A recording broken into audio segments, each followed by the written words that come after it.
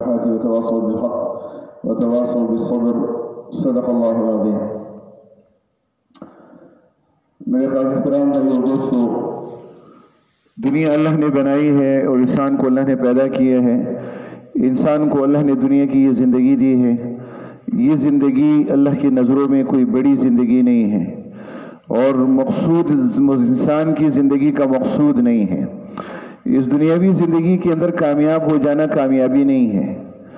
اس دنیاوی زندگی کے اندر انسان محنت ایسی کرے کہ انسان آخرت میں مرنے کے بعد سرخرو ہو جائے، یہ انسان کی کامیابی ہے۔ اور یہ سرخروئی انسان کو ایمان اور اعمال کی بدولت یہ ملے گی۔ ایمان ہوگا، اعمال ہوں گے تو آدمی سرخرو ہوگا، اور جب ایمان نہیں ہوگا، اعمال نہیں ہوں گے تو انسان ناکام ہوگا، ذلیل ہوگا، رسوا ہوگا، پریشان ہوگا۔ اللہ جل شانہ منوالوں نے نیکی کا بھی بدلہ رکھا ہے، برائی کا بھی بدلہ موجود ہے۔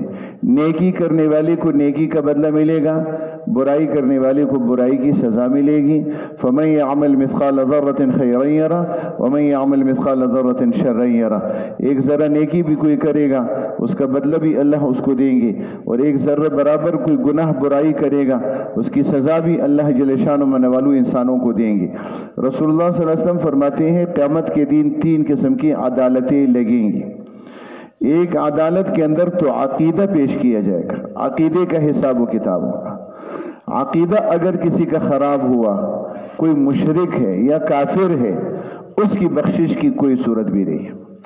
اگر کوئی آدمی شرک پر مر گیا، کفر پر مر گیا، حضور پاک علیہ السلام کی دنیا میں آنے کے بعد کوئی آدمی یہودی بن کر مرا، نصرانیت پر مرا، مجوسی بن کر مرا، دہری بن کر مرا، اللہ کا منکر بن کر مرا، کفر کی کسی بھی شکل پر مرا، اس کی قیامت کے دن بخشش کی کوئی بھی صورت نہیں ہوگی۔ یہ عدالت اللہ کی لگے گی جس میں عقیدے کے متعلق حساب و کتاب ہوگا، اور اس میں بخشش کی کوئی صورت نہیں ہے، اس لیے کہ جو ایسا ہوگا وہ مجرم ہوگا، پکڑا جائے گا۔ دوسری عدالت جس میں اللہ کے حقوق کا حساب لیا جائے گا۔ اللہ کے حقوق انسانوں کے اوپر، نماز، روزہ، حج و زکوٰۃ، یہ حقوق اللہ ہے۔ اس کے بارے میں قیامت کے دن اللہ کے حضور میں پیشی ہوگی، اور اگر کوئی آدمی اس میں پورا آیا تو پھر تو وہ کامیاب ہے، اور اس میں اگر کمی بیشی ہوئی تو اس کمی بیشی کو اللہ تعالی حتی الامکان اس کو پورا کریں گے، اور اس میں اللہ چونکہ سخی اور بے نیاز ہے، تجاوز بھی کریں گے، درگزر کا دروازہ اللہ کھولیں گے، بہت اللہ تعالیٰ کرم کا معاملہ فرمائیں گے۔ تیسری عدالت ہوگی جس کے اندر حقوق العباد ہوں گے، اور حقوق العباد کے اندر تین چیزیں آتی ہیں۔ معاملات حقوق العباد ہیں، معاشرت حقوق العباد اور حقوق المخلوقات ہے، اخلاقیات یہ حقوق العباد ہے، اس میں مخلوق کے حقوق ہیں۔ جتنے بھی آدمی معاملات کرتا ہے یہ سب بندوں کے حقوق ہیں۔ اللہ کے احکامات اس سے متوجہ ہیں لیکن حقوق بندوں کے ہیں۔ مثلاً آدمی اگر کاروبار کرتا ہے تو کاروبار معاملہ ہے، ملازمت معاملہ ہے، لوگوں کے ساتھ لین دین کسی بھی شکل میں ہے، یہ سب معاملات ہے۔ اور معاشرت رہن سہن، رہن سہن میں آدمی تعلق کی بنیاد پر ایک آدمی کا دوسرے کے ساتھ جو تعلق بنتا ہے اس کو معاشرت کہتے ہیں، اور اس تعلق کے جو احکامات بنتے ہیں اس کو معاشرتی احکامات کہتے ہیں۔ مثلاً دو آدمیوں کے درمیان باپ اور بیٹے کا تعلق ہے تو یہ معاشرتی تعلق ہے۔ شوہر اور بیوی کا تعلق معاشرت ہے۔ آقا اور غلام کا تعلق معاشرت ہے۔ استاد اور شاگرد کا تعلق معاشرت ہے۔ سسرال، خاندان، ددیال، ننیال، یہ سب کے حقوق جو بنتے ہیں سسرال والوں کے، ددیال والوں کے، ننیال والوں کے، باپ کا حق، ماں کا حق، پڑوسی کا حق، یہ سب معاشرت ہے۔ اس چھوٹے کا حق، بڑے کا حق، عالم کا حق، بوڑھے کا حق، یہ سب معاشرت ہے، اور معاشرتی اس کے متعلق احکامات ہیں۔ تو اب اللہ قیامت کے دن صرف نہیں پوچھے گے نماز تم نے پڑھی تھی، یہ تین عدالتوں سے آدمی گزرے گا۔ پہلی دفعہ جب جائے گا تو پہلی عدالت میں جائے گا، وہاں اس کے عقیدے کے بارے میں وہاں پر پیشی کی جائے گی کہ عقیدے کے اندر کوئی خرابی تو نہیں۔ عقیدے میں خرابی آ گئی تو بس اس کی بچت اور اس کی نجات کی پھر کوئی صورت نہیں ہے۔ اس عدالت سے فارغ ہونے کے بعد حقوق اللہ کی عدالت میں آدمی جائے گا اور اللہ کے حقوق کے بارے میں باز پرس ہوگی۔ نماز پڑھی تھی، وضو کیا تھا، پاکی صفائی حاصل کی تھی، قرآن سیکھا تھا، تلاوت کی تھی، اللہ کا ذکر کیا تھا، اللہ کے احکامات کو پورا کیا تھا، روزہ رکھا تھا، زکوٰۃ واجب تھی فرض ادا کی تھی، حج زندگی کا فرض تھا ادا کر دیا تھا۔ ان حقوق اللہ کے بارے میں سوال قیامت اس عدالت کے اندر ہوگا۔ اور اگر نماز پوری ہے، روزہ پورا ہے، زکوٰۃ پوری ہے تو اس عدالت سے سرخرو ہو کر اگلی عدالت کے اندر پھر جائے گا، اور اس میں تیسری عدالت میں حقوق العباد کا معاملہ ہوگا۔ اللہ کا حق ادا کیے ہیں لیکن باپ کا نہیں کیے، نمازیں پڑھی ہے لیکن ماں کو ستایا ہے، روزہ رکھا ہے لیکن بیوی کا حق نہیں دیا ہے، حج اس نے ادا کیے لیکن قرضہ اس نے ادا نہیں کیے، اس نے آدمی زکوٰۃ ادا کرتا ہے لیکن لوگوں کے حقوق اس نے پامال کر دیے ہیں، تو اب صرف اس بنیاد پر ایک عدالت سے تو اس کو سرخروئی مل گئی لیکن اگلی عدالت میں اس کی پکڑ ہو جائے گی۔ حضور پاک علیہ السلام کی یہ بھی حدیث ہے کہ آدمی قیامت کے دن پل صراط پر سے جب گزرے گا 7 جگہ پر اس کی چیکنگ ہوگی۔ پہلی جگہ پر اس کا عقیدہ اگر خراب ہوگا تو وہیں پر اس کو جہنم میں گرا دیا جائے گا، گرفتار ہو جائے گا۔ اور جب آدمی گرفتار ہوتا ہے تو جہنم میں جاتا ہے، دنیا میں قید خانہ، آخرت میں قید خانہ جہنم ہے، تو اس جہنم کے اندر گرفتار کر کے بھیج دیا جائے گا۔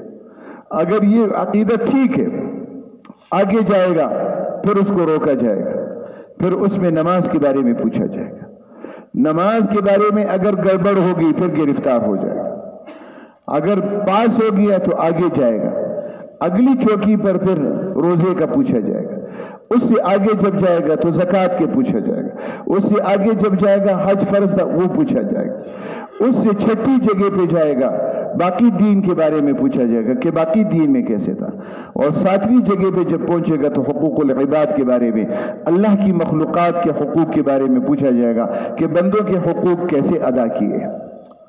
اگر بندوں کے حقوق ادا کیے ہیں تو نجات ہو جائے گی اور آگے پار ہو جائے گا، اور اگر مخلوق کے حقوق ادا نہیں کی ہے، مخلوق کے حقوق میں اگر بکری پر بھی ظلم کیا ہے، مخلوق کے حقوق میں اگر چیونٹی کے ساتھ بھی ظلم کیا ہے، مخلوق کے حقوق پر اگر زمین پر قدم بھی نخروں سے رکھا ہے، مخلوق کے حقوق میں اگر کتے اور بلی کو بھی ستایا ہے، انسان تو بہت بڑا ہے، پھر مسلمان اس سے بھی بڑا مقام رکھتا ہے، اور پھر جو نیک صالح ہوگا، اور پھر جو دیندار ہوگا، اور پھر عالم ہوگا، پھر کوئی متقی پرہیزگار ہوگا، اور پھر دین کا خدمتگار ہوگا، اس کو تکلیف دی ہوگی تو یہ تکلیف پھر اس سے بھی بڑھ کر ہوگی۔ اور اللہ والوں کے ساتھ لڑنا، یہ من عاد لی ولیا فقد آذنتہ بالحرب، تو یہ اللہ سے مقابلہ اور لڑنا ہے، اللہ والوں سے لڑنا، یہ اللہ سے مقابلہ کرنا ہے، گویا یہ آدمی اللہ سے لڑ رہا ہے، تو قیامت کے دن اس کی نجات نہیں ہو سکی۔ حضور پاک علیہ السلام نے فرمایا کہ میں نے جہنم کو دیکھا، اور جہنم کے اندر عورتوں کی بھی بہت کثرت دیکھی، نہ اس لیے کہ ان میں ناشکری اور نافرمانی اور غیبت زیادہ ہوتی ہے، اور پھر عورتوں کو حکم دیا کہ اے عورتوں صدقہ کیا کرو، اگرچہ تمہیں اس کے لیے اپنا زیور دینا پڑے، اور یہی گویا کہ صدقہ اور خیرات یہ عورتوں کی نجات کا ذریعہ بن جائے گا۔ عورتوں کے اندر بخل مردوں کے مقابل میں زیادہ ہوتا ہے، اور گناہوں سے جہنم کی نجات کا ذریعہ اللہ نے بتایا کہ رسول نے خیرات اور صدقہ کثرت سے کیا کرو تاکہ جہنم کے ساتھ جہنم سے نجات تمہیں نصیب ہو جائے۔ تو اللہ کے رسول صلی اللہ علیہ وسلم نے فرمایا کہ میں نے جہنم کے اندر اس عورت کو بھی دیکھا جس نے بلی کو باندھ دیا تھا، غصے میں آ گئی، اس نے کوئی دودھ پی لیا، گوشت اس نے کھا لیا، تو اس عورت کو غصہ آ گیا، اور اس عورت نے اس بلی کو باندھا اور باندھ کر اس کو خود بھی کچھ نہیں کھلایا اور چھوڑا بھی نہیں کہ وہ بیوی بلی خود کوئی پانی پیے دانہ کھائے، بھوک سے مر گئی۔ حضور پاک علیہ السلام نے فرمایا کہ اس بلی کو ظلمن مارنے کی وجہ سے میں نے اس عورت کو دیکھا کہ وہ جہنم کی آگ میں جل رہی تھی۔ جب بلی کی وجہ سے کوئی آدمی جہنم کی آگ میں جلایا جائے گا۔ ایک اللہ والے تھے، بہت نیک انسان تھے، اس نے کسی آدمی نے کوئی قتل کیا تھا اور قاتل کی تلاش میں لوگ پھرے، آ کے مسجد میں وہ بزرگ نماز پڑھ رہے تھے۔ لوگوں نے کہا یہ آدمی قاتل ہے، قتل کر کے مسجد میں آ کے نماز پڑھ رہا ہے اور یہ بزرگ بن گیا ہے، دھوکہ دے رہا ہے۔ اس کو آ کے گرفتار کر لیا۔ اب لوگوں کا یہ خیال ہے کہ اس نے مسجد میں پناہ لی۔ اس نے بہت کہا کہ میں نے کوئی جرم نہیں کیا ہے، میں قاتل نہیں ہوں۔ لوگوں نے کہا نہیں، تم جھوٹ بولتے ہو۔ اس کو پکڑ لیا۔ اب یہ اللہ والے تھے اور اب اس کو پکڑ لیے، اس کے پر مقدمہ کی یہ قاتل ہے، لہذا اس کو قتل کیا جائے۔ اس نے دعا کی اور اللہ سے کہا کہ اللہ تجھے تو معلوم ہے میں تو بری ہوں، میں نے تو کوئی قتل نہیں کیا ہے، اور اب مجھے کس جرم کی سزا میں گرفتار ہو گیا؟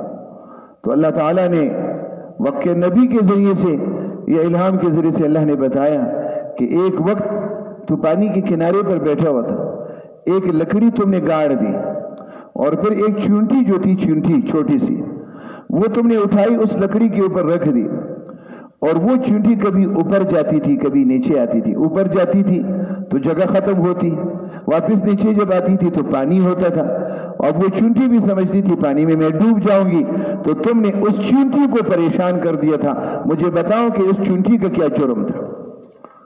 اس چونٹی نے کون سا گناہ کیا تھا کہ جو تم نے اس کو سزا دی؟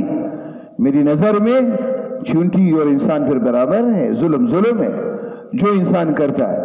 اور ظلم کی سزا یہ نہیں ہے کہ ظالم کو اللہ ظلم کی سزا نہیں دے گا، ظالم کو ظلم کی سزا اللہ ضرور دیتا ہے، اور دنیا بھی اس کے اثرات کے ظاہر ہونے کی جگہ ہے، لیکن سزا جو اللہ حقیقی دے گا وہ تو آنکھ بند ہونے کے بعد پھر جب اس کی سزا شروع ہوگی اور اللہ کے دربار میں اس کی گرفت ہوگی۔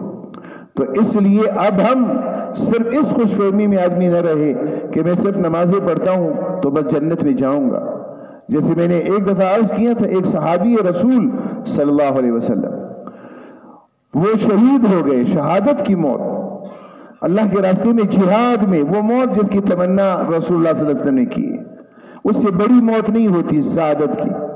لیکن حضور نے صبح کی نماز پڑھائی اور نماز کے بعد لوگوں کی طرف منہ کیا اور فرمایا کہ فلاں قوم کا فلاں آدمی جو شہید ہو گیا ہے اس کو جنت میں جانے کا اجازت نہیں مل رہی، اس کے اوپر کسی کا قرضہ ہے، اور جب تک وہ حق ادا نہیں ہوگا اس کو جانے کی اجازت نہیں دی جائے گی۔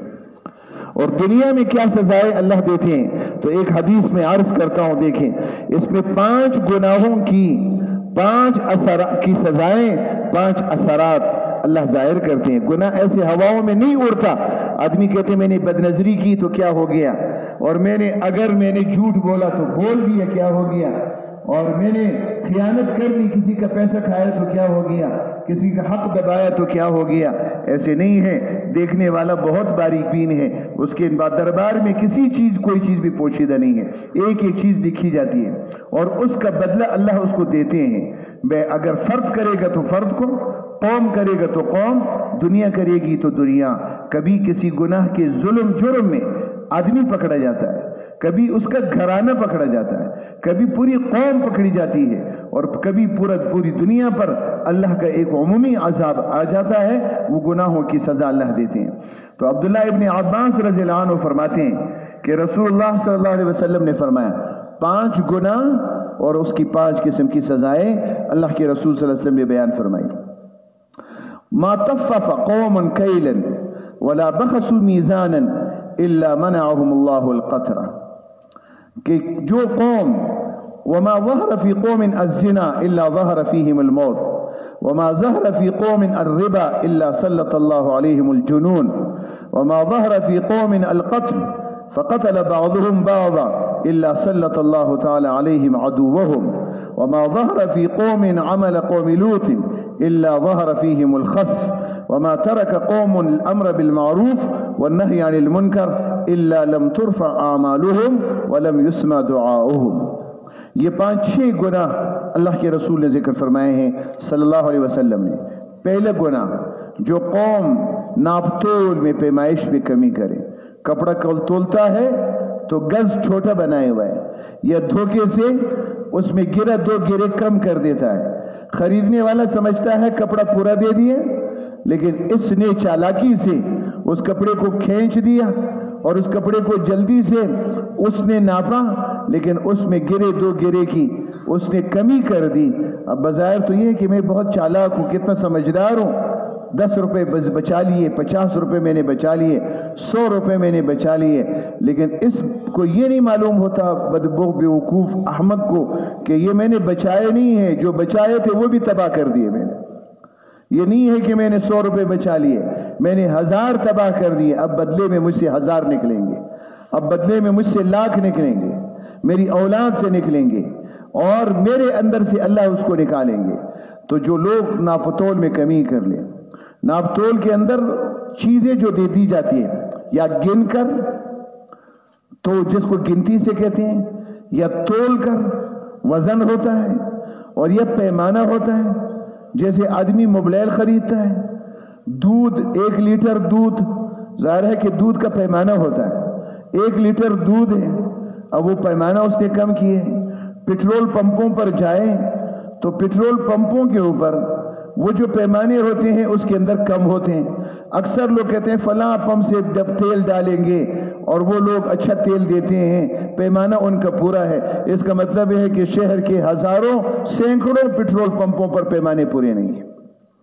اب جب خیانت اتنی عام ہو کہ پٹرول پمپ کے اوپر پیمانہ پورا نہیں ملتا، دودھ کی دکان پر لیٹر خریدو تو پورا نہیں ملتا، اور گھی کے ڈبے پہ لکھا ہوتا ہے 16 لیٹر، لیکن اگر اس کو تولے تو وہ 15 اور 14 ہوتا ہے۔ آٹے کی بوری پہ لکھا ہوتا ہے 100 کلو، لیکن جب اس کو تولے تو 95 اور 90 کلو ہوتا ہے۔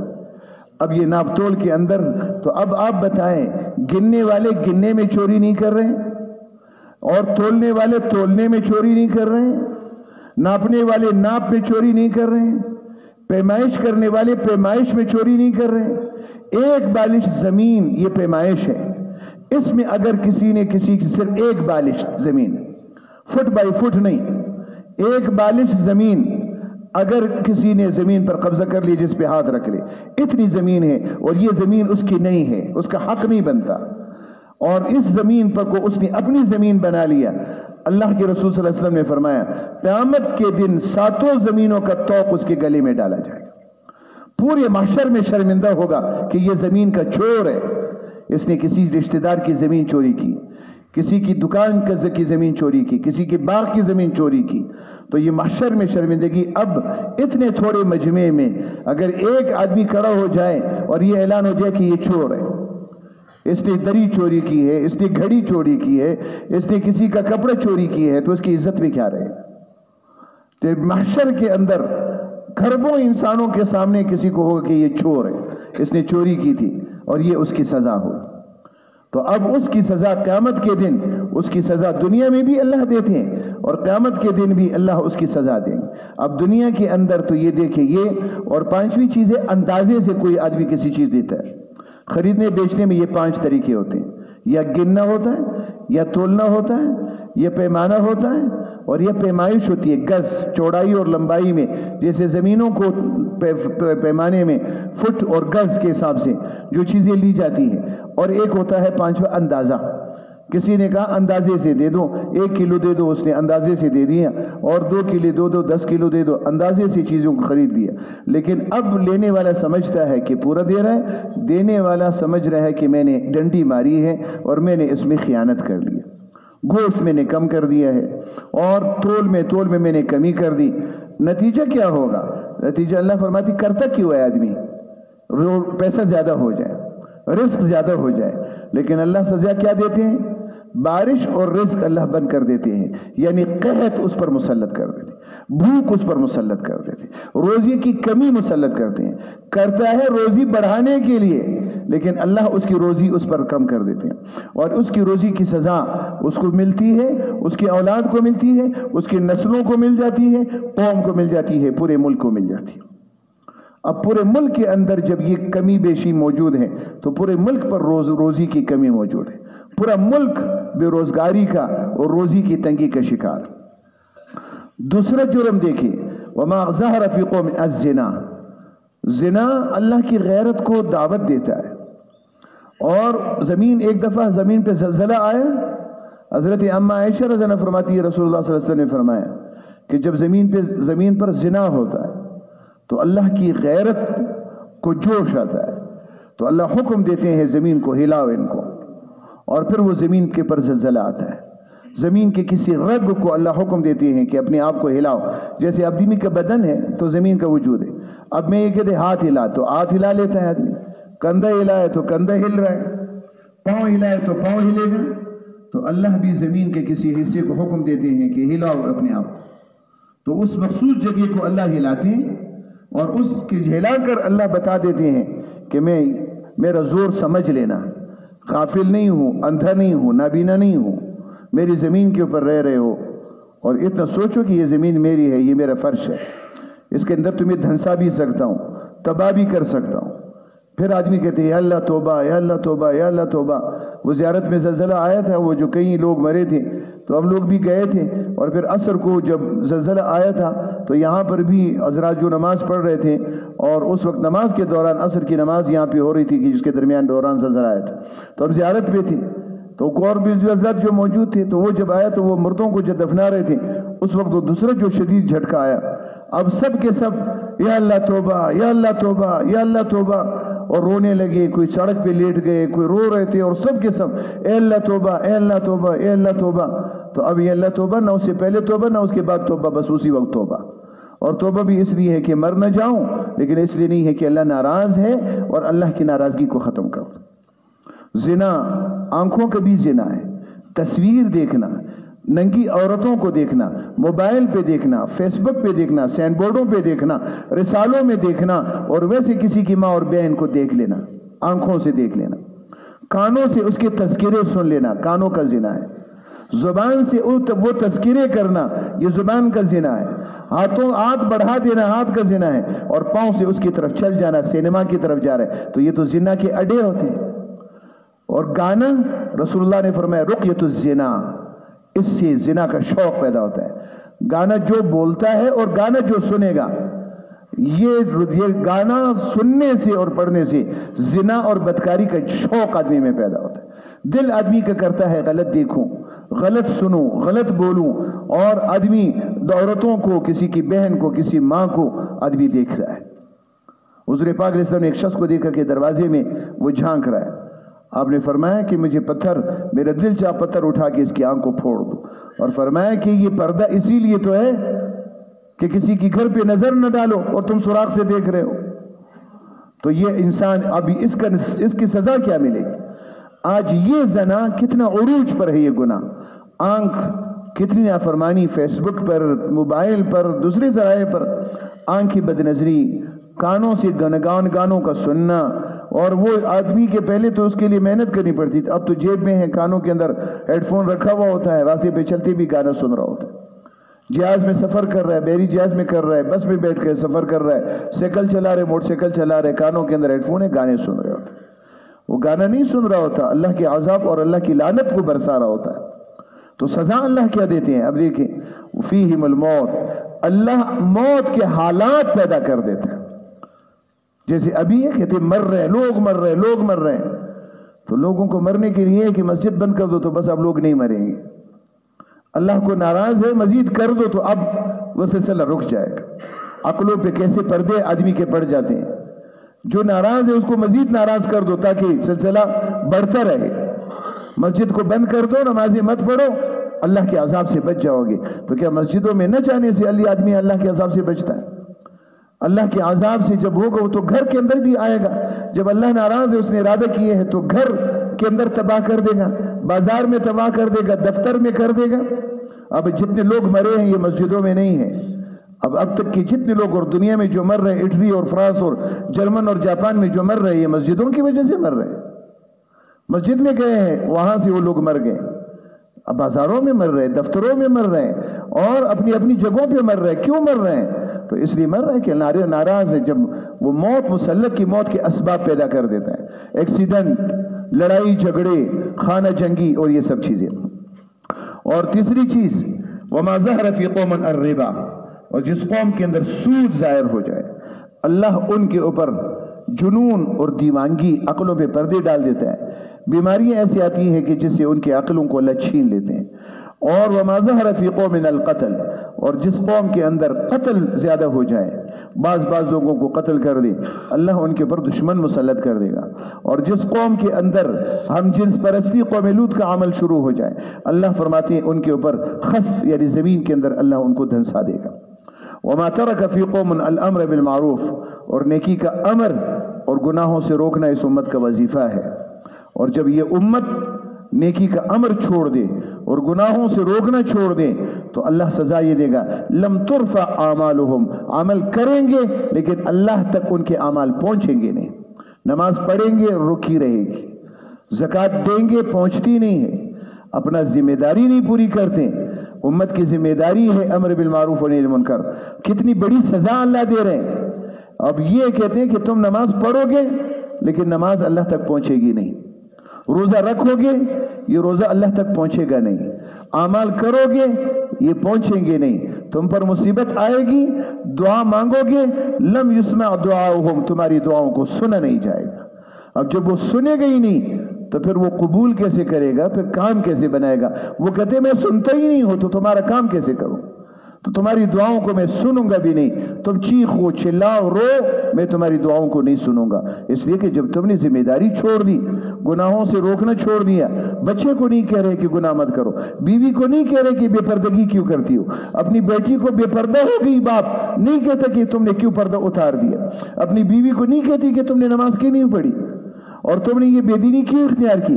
اپنے بچوں کو نہیں پوچھتے کہ تم دن میں کہاں ہوتے ہو، رات کہاں آتے ہو، کن کے ساتھ اٹھتے ہو، کن کے ساتھ بیٹھتے ہو، کیا کرتے ہو، کیسی شکل تم نے بنائی ہے، کیسے بال تم نے بنائے، کیسا لباس تم پہنتے ہو، کیسی وضاقت، کون سی تہذیب ہے جو تم نے اپنائی ہے، یہ کسی مسلمان کی تہذیب ہے جو تم نے اپنائی. باپ نہیں کہتا اپنے بیٹے کو، جب یہ ذمہ داری نہیں پوری کرتا تو کہتے اب تم پڑھو نمازیں، تمہارے پڑھ نمازوں کا وزن نہیں ہوگا، تم دعائیں مانگو میں تمہاری دعاؤں کو نہیں سنا.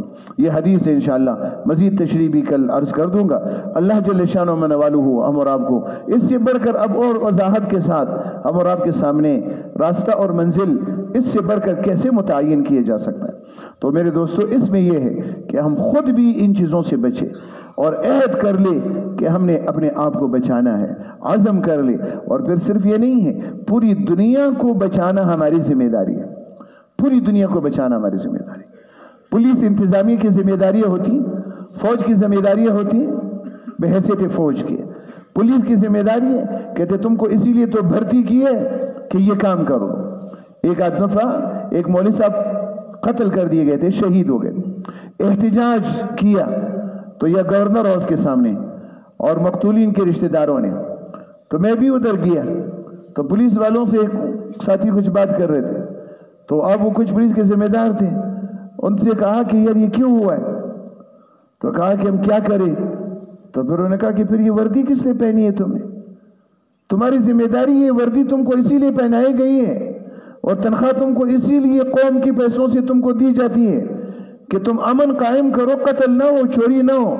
اور جب تم اپنی وردی کی ذمہ داری نہیں پوری کر سکتے ہو تو پھر ذمہ داری وردی کو پھینک دو. پھر یہ تم نے جو وردی پہنائی گئی ہے تمہاری ذمہ داری ہے. تو میرے دوستو ہم مسلمان ہیں، ہم نے کلمہ پڑھا ہے لیکن ذمہ داری نہیں جانتے کہ اللہ کے اوامر کی طرف لوگوں کو بلانا اور گناہوں سے روکنا ذمہ داری ہے ہماری. یہ بحیثیت مسلمان کہ ہم سپاہی ہیں اور ہماری ذمہ داری ہے، اسی لیے تو ہمیں کھلایا پلایا جاتا ہے. اور دنیا میں جرائم کا ذمہ دار مسلمان ہے، مسلمان دنیا میں جرائم کا ذمہ دار مسلمان ہے. مولانا شمس الحق افغانی رحمۃ اللہ علیہ فرماتے ہیں کہ ہم کہتے ہیں کہ امریکہ نے اور فلاں نے کیا ہے، فلاں نے کیا ہے، کہتے خدا کی قسم مسلمان ذمہ دار ہے، اس لیے کہ مسلمان سو گیا، مسلمان نے اپنا کام چھوڑ دیا. یہ چوراہے کا سپاہی تھا ٹریفک کا، لیکن جب اس نے اپنی ذمہ داری چھوڑ دی حادثات تو پھر ہوں گے. یہ اپنی ذمہ داری پوری کر لے تو حادثات نہیں ہوں گے.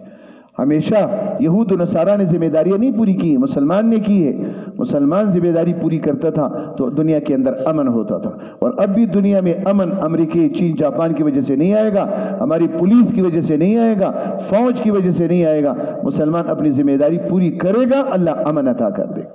اللہ جل شانہ من والو ہم اور آپ سب کے لیے اس ماہ مبارک کو برکتوں اور رحمتوں کا ذریعہ بنا دے، ہدایت کا ذریعہ بنا دے، اپنا قرب اللہ تعالی ہم اور آپ سب کو نصیب فرما دے۔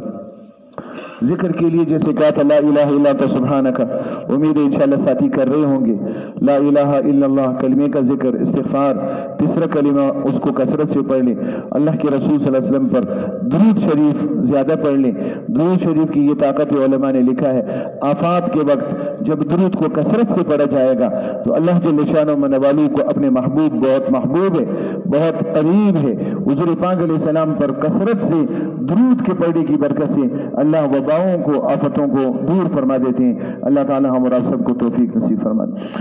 اللهم لك الحمد كما أنت أهله فافعل بنا ما أنت أهله إنك أهل التقوى وأهل المغفرة رب اغفر وارحم وتجاوز ما تعلم إنك أنت العزيز الأكرم۔ اے اللہ ہم سب تیرے بندے، فجر کے وقت میں، رمضان کی حالت میں، اے اللہ فجر کی نماز پڑھ کر جو برکت کا وقت ہے، آسمانوں سے فرشتے اترنے والے اتر گئے اور تیرے پاس رات کے فرشتے اب پہنچیں گے اور پہنچ گئے ہوں گے۔ اے اللہ ہمارے اوپر رحم فرما دے، کرم فرما دے، مہربانی فرما دے۔ اے اللہ ہمارے سارے گناہ معاف فرما۔ اے اللہ ہم نے جتنے جرم کیے ہیں ہم سب اس کے اقرار کرتے ہیں، ہم قسم کے گناہ ہم نے کیے۔ اے اللہ سفر حضر کے، دن رات کے، جلوت خلوت کے، بوڑھوں نے، جوانوں نے، اے اللہ ہم سب کو معاف فرما، پوری امت کو معاف فرما۔ اے اللہ ہماری معافی کو پوری امت کے لیے معافی بنا دینا۔ اے اللہ ہماری اس سفارش کو پوری امت کے حق میں سفارش بنا دینا۔ اے اللہ اپنے محبوب کی ساری امت کو بخش دینا، مردوں، عورتوں کو، جوانوں کو، بوڑھوں کو بخش دینا، اپنا قرب و محبت و تعلق سب کو عطا فرما دینا۔ اے اللہ ہمارے دلوں سے غم کو اتار دیں۔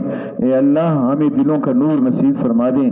اے اللہ ہمارے لیے دنیا میں جینا آسان فرما دیں۔ اے اللہ دنیاوی زندگی ہمارے لیے بہتر بنا دیں، اسلام پہ جینا نصیب فرما دیں، پورا دین ہمارے وجود پہ زندہ فرما دیں۔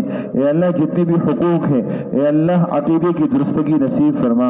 اے اللہ اپنے تمام حقوق کی ادائیگی کرنے والا بنا، اور ہم سے جو کمی ہوئی اس کی تلافی کی توفیق عطا فرما، اور اے اللہ توبے کی توفیق عطا فرما، اور اے اللہ مخلوق کے جو ہمارے پر حقوق ہیں ان کی ادائیگی کی توفیق نصیب فرما۔ خیانت سے اے اللہ ہماری حفاظت فرما دے، ظلم سے اے اللہ ہماری حفاظت فرما دے۔ اے اللہ ہر عیب سے، ہر برائی سے، اے اللہ اس حدیث مبارک کے اندر ہم نے جتنے گناہ پڑے ہیں، اے اللہ ان گناہوں کی سزا ہم نے سن لی، ان تمام گناہوں سے ہمیں اور پوری امت کو بچا لے، اور ان تمام گناہوں کی تمام سزاؤں سے امت کو حفاظت فرما لے۔ اے اللہ ہماری مدد فرما، نصرت فرما، روزوں کو، اعمال کو، تراویح کو، سحری کو، افطاری کو قبول فرما، اور اے اللہ یہ تیرا مہمان ہے، اس مہمان کے اکرام کی توفیق ہم کو نصیب فرما دے۔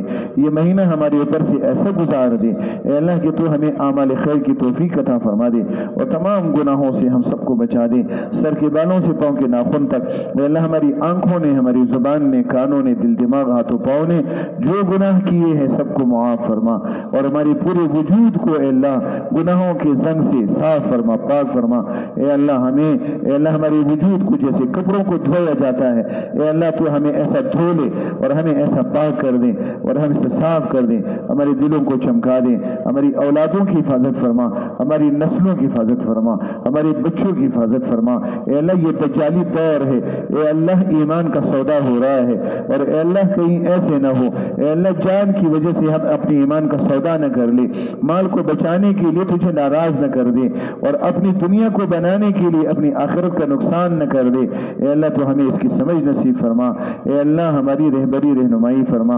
اے اللہ جتنی خیریں مانگی گئی ہیں عطا فرما، جتنے شروع سے پناہ مانگی گئی ہے پناہ عطا نصیب فرما۔ اے اللہ ہماری دعاؤں کو اپنے فضل سے، کرم سے قبول فرما۔ آمین آمین آمین برحمتک یا